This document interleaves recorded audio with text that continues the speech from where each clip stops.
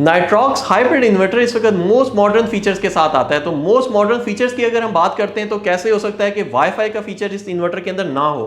तो अक्सर जब हम ये नया इन्वर्टर खरीदते हैं तो हमें इसकी सेटिंग करनी पड़ती है और बहुत सारे लोगों को प्रॉब्लम्स आती है। इसके साथ एक आती है वो वाईफाई डिवाइस जो कि एनेबल होती है सोलर मैन की एप्लीकेशन के साथ। सोलर मैन की एप्लीकेशन आईफोन में भी होती है और सोलर मैन की एप्लीकेशन एंड्रॉयड के साथ भी आती है। तो अगर आपने नया इन्वर्टर लिया है तो भी आपको ये एप्लीकेशन कॉन्फ़िगर करने की जरूरत पड़ेगी, और अगर आपके इन्वर्टर को रीसेट किया आपने तो भी आपको इसकी सेटिंग को कॉन्फ़िगर करना पड़ेगा, मोबाइल को और इन्वर्टर को आपस में सिंक्रोनाइज करवाना पड़ेगा।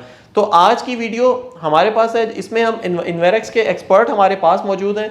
ये हमें एक ट्रेनिंग सेशन के अंदर बताएंगे कि किस तरह से इन्वेरेक्स की डिवाइस को आप अपने मोबाइल के ऊपर कॉन्फ़िगर कर सकते हैं और किन किन पैरामीटर्स का आपने ख्याल रखना है इसको कॉन्फ़िगर करते हुए। तो चलिए हम आपको लेके चलते हैं इस ट्रेनिंग सेशन में, जिसमें हम आपको स्लाइड शो की मदद से इन्वेरेक्स के एक्सपर्ट आपको ये बताएंगे कि कैसे आपने इस मोबाइल एप्लीकेशन को अपने इन्वर्टर और अपने मोबाइल के साथ कॉन्फ़िगर करना है।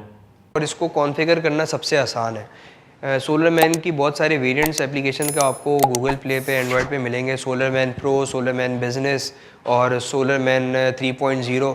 तो वो बेसिकली एंड यूज़र्स के लिए हैं। अगर लेट सपोज़ कोई इंस्टॉलर है, उसने 10-15 प्रोजेक्ट्स लगा दिए हैं, अब उसने भी अपने क्लाइंट्स के देखने हैं सिस्टम और क्लाइंट को भी देखना है, तो वो अपनी आईडी तो नहीं देगा, ऑब्वियसली सबकी प्राइवेसी है और उसके पास सारे सिस्टम्स ऐड हुए हैं। तो उसके लिए एप्लीकेशन है solar man pro. Solar man pro अगर आप करेंगे उसमें हम मल्टीपल क्लाइंट्स के सिस्टम ऐड कर लेंगे और आप इंडिविजुअल देख सकते हैं। सही है। अब आपका क्लाइंट कहता है कि यार मुझे भी देखना है, तो आप क्या करेंगे, सोलर मैन स्मार्ट के ऊपर उसकी ईमेल एड्रेस रजिस्टर करा के छोड़ देंगे और उसका जो ईमेल एड्रेस आपने रजिस्टर कराया है, आप अपनी सोलर मैन प्रो की एप्लीकेशन में जाएंगे और आप तारिक साहब के सिस्टम आपने एक्सेस देना है। आप तारिक साहब के सिस्टम में गए और उनकी ईमेल उठा के आपने उसको ऑथराइजेशन दे दी वहाँ पे। तो आपके पास तो वो तारिक साहब के अलावा 25 लोगों के सिस्टम चल रहे हैं, लेकिन तारिक साहब सिर्फ अपनी ईमेल एड्रेस के हिसाब से अपना सिस्टम देख सकते हैं। तो ये चीज़ें आप कर सकते हैं सोलर मैन प्रो के ज़रिए। ऑब्वियसली आप अगर आपने नहीं देखना, आपने सिर्फ एंड यूज़र को देना है, तो आपने एंड यूज़र को सोलर मैन स्मार्ट के ऊपर दे दिया, क्योंकि सबसे ईजीली अकाउंट फॉर्मेशन और ऑनलाइन करने का तरीका सोलर मैन स्मार्ट के ऊपर है। अब आपने solar man smart application download की, उसमें आप गए, सबसे पहले ईमेल एड्रेस पासवर्ड लिखा हुआ नज़र आएगा और नीचे छोटा सा लिखा हुआ होता है रजिस्टर न्यू अकाउंट। आपने रजिस्टर न्यू अकाउंट करना है, उसमें अपनी ईमेल एड्रेस डालनी है और नीचे लिखा हुआ होगा सेंड वेरिफिकेशन कोड। आप सेंड वेरिफिकेशन कोड के ऊपर क्लिक करेंगे तो आपकी ईमेल एड्रेस पे एक वेरिफिकेशन कोड वो भेजेगा, वो आप वहाँ डालेंगे, अपना पासवर्ड सेट करेंगे, आपका अकाउंट बन जाएगा। जैसे ही आपका अकाउंट बन जाएगा तो आपको यहाँ पे एप्लीकेशन पे ये नज़र आएगा कि यार अब आपने प्लांट ऐड करना है। आपने इसको बोला ऐड नाउ, या तो आपने प्लस का साइन दबा दिया, ऐड नाउ किया आपने, इसको येस किया। आप के वो बोलेगा कि आप प्लांट खुद बना रहे हो, आप बोलेंगे yes create plant by my self. आप इसको यहाँ पे आपकी मोबाइल की लोकेशन ऑब्वियसली ऑन होनी चाहिए इसके लिए, वरना ये एरर देगा। आपने एप्लीकेशन की लोकेशन ऑन की, इसके बाद अपनी लोकेशन डाली, एड्रेस डाला, इसको नेक्स्ट कर दिया। जैसे ही आप नेक्स्ट करेंगे बोलेगा मुझे प्लांट की इन्फॉर्मेशन दो। आपने प्लांट नेम डाल दिया, ऑब्वियसली हमारी लैब में लगा हुआ है, इन्वेरेक्स हमने लिख दिया, यहाँ पे इस्लामाबाद डाल दिया।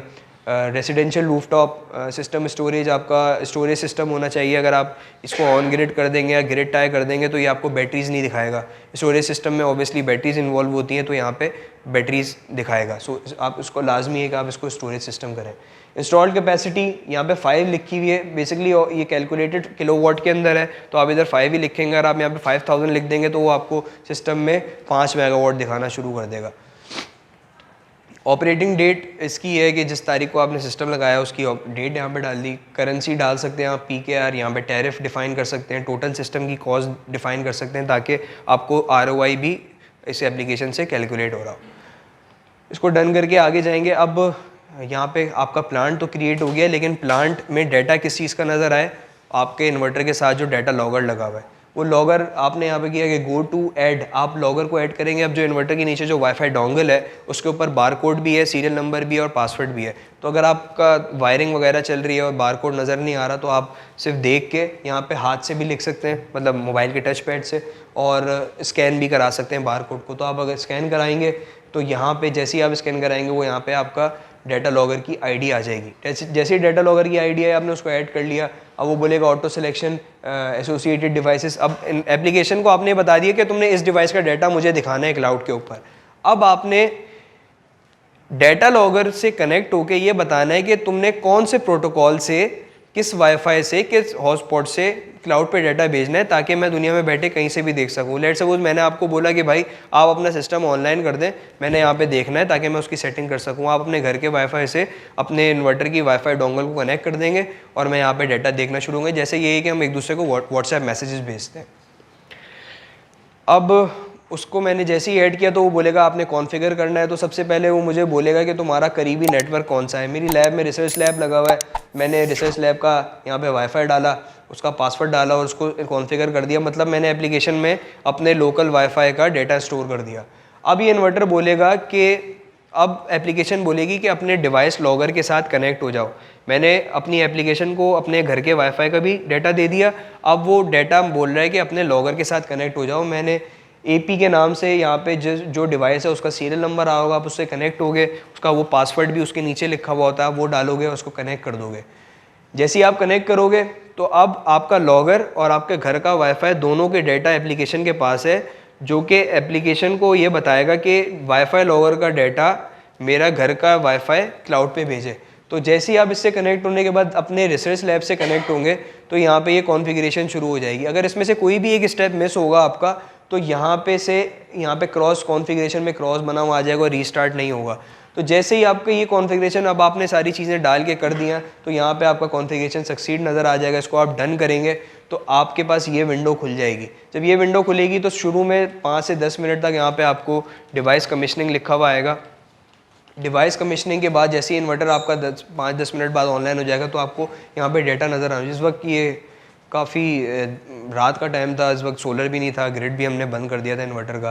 फिर जब अगले दिन हमने जब डाटा दोबारा कनेक्ट करना शुरू किया तो ये यहाँ पे रियल टाइम डाटा, ये शाम का वक्त है जिसमें प्रोडक्शन ज़ीरो हो चुकी है, पूरा इन्वर्टर बाईपास मोड के ऊपर चल रहा है। 994 वॉट्स जो ग्रिड से आ रहे हैं और 849 यहाँ पे जा रहे हैं और बैटरीज पे जा रहे हैं। तो आप रियल टाइम यहाँ पे डाटा देख सकते हो। बेसिकली थोड़ा डिले होता है 3 से 4 मिनट का, 5 मिनट का रियल टाइम डाटा में और क्लाउड के डाटा में।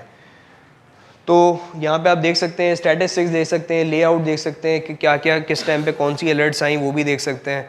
आप अपनी डे की प्रोडक्शन, वीक की production, monthly production, yearly production, ये सारी चीज़ें किलोवाट आवर्स में भी देख सकते हैं।